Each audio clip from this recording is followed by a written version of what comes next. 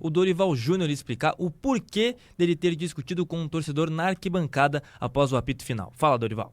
É muito simples, eu tenho um máximo respeito pelos torcedores e entendo toda e qualquer reação em qualquer momento, em qualquer circunstância. Agora, esse rapaz, com frequência, ele faz a mesma coisa, tanto com os jogadores quanto com os membros da comissão técnica. Hoje ele precisava ouvir de alguém uma resposta, apenas isso. Mas é o mesmo que frequenta aquele setor ali há um bom tempo. Ele tem todo o direito de falar o que ele quiser. Agora, falando as coisas que ele falou, ofendendo, sendo ofensivo como ele foi, ele vai ouvir, porque ninguém tem sangue de barata.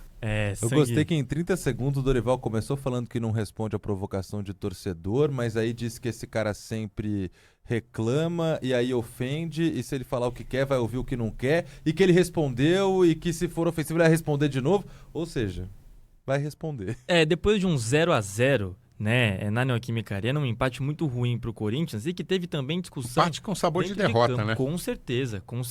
Pro Vasco. Que poderia ter feito mais. Com sabor de derrota pro Vasco. Pro Corinthians, lucro 0x0 de ontem. Agora, sabe por que não fez? Casa. Sabe por que não fez mais, Sabino e Lupato? Eu falo pra você e pro ouvinte da Bandeirantes, por causa do gramado, que é muito bom, segundo o técnico Fernando Diniz. Vamos ouvir então a palavra do Diniz em relação ao gramado, que é excelente, mas prejudicou o Vasco ontem. Mas eu acho que mais prejudicou que o campo do Corinthians é um campo diferente. É diferente para conduzir, é diferente para dominar. Você vê que muitos jogadores erraram passe, eles não são acostumados a errar. É um pouco parecido com o que acontece na grama sintética aqui. O campo é excelente, é muito bom, só que é um campo diferente. Ele tem um tempo diferente, precisa dessas bolas de mais precisão para botar para o jogador finalizar. E a gente, se fosse num campo que a gente está acostumado a jogar, num campo com a grama normal, eu acho que a gente tinha aproveitado melhor. Isso é piada, vai. Isso aí é montagem, não é possível. Não é IA, não.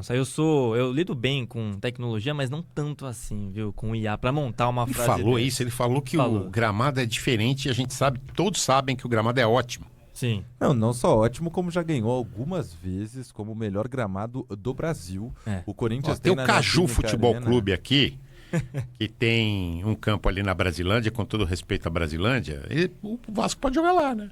Pois é. E aí, assim, tem literalmente o padrão europeu, o gramado da Neoquímica Arena, grama híbrida, sistema de refrigeração, um sistema também de água, sim, com a temperatura específica para grama, é super tecnológico. Ontem, pelo menos eu assistindo pela televisão, tava lindo o gramado. Essa declaração do Fernando Diniz, ela me fez lembrar de uma do Cuca, quando no Atlético Mineiro, que o Palmeiras teve 2 expulsos e eliminou o Atlético Mineiro da Libertadores. Aí ele disse, às vezes é mais fácil jogar contra 11 do que contra 9. Não dá Como assim, né? Então quer dizer que deve entrar sempre com 9 o time do Cuca, né? Já que ele prefere. Mas é a hipocrisia do futebol brasileiro. A declaração do Dorival, que recebe uma grana. E aí me diz que se o torcedor reclamar todo jogo, ele vai ter que responder. É o Diniz que joga num baita gramado e diz que prefere, pode ter sido prejudicado. Por quê? Quando a arbitragem erra a seu favor, ninguém fala nada. Quando é contra, todo mundo vai e fala. Quando joga no gramado bom, é prejudicado. Quando joga no ruim, também. Quando joga no sintético, idem. É sempre a reclamação. Quem gosta de falar dos técnicos aqui hoje vai deitar e rolar é o Elia Júnior, né? Elia vai deitar e rolar hoje aqui no nossa área. Agora, Grela, fala uma coisa, esse bate-boca aí do Dorival com a torcida, não é o começo de um desgaste já do Dorival ali no Corinthians, principalmente se não ganhar a Copa do Brasil? Eu acho o seguinte, viu, Sabino? Tem informação do Luiz Fabiani, o nosso setorista do Timão aqui na Rádio Bandeirantes, de que em caso de vice-campeonato ou era assim na semifinal, se ele fosse eliminado pelo Cruzeiro, provavelmente não ficaria pro ano que vem.